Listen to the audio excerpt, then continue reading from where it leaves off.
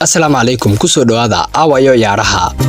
Atlantic iyo Real Madrid oo ciyaaraya 11 bar ee habeenimo Real Madrid oo 4-1 ku garaacday Barcelona koobkiina ka qaaday gabdhahoodana isla ciyaaray haddana gabdhihii Barcelona 4-1 ku garaacay gabdhihii Madrid haddaba waxa la leeyahay waa loo aaray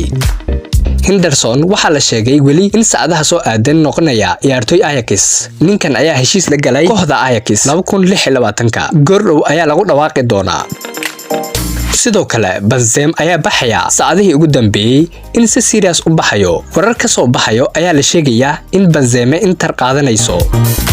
Guardiola xaflad qabsaday tababaraha ugu fiican FIFA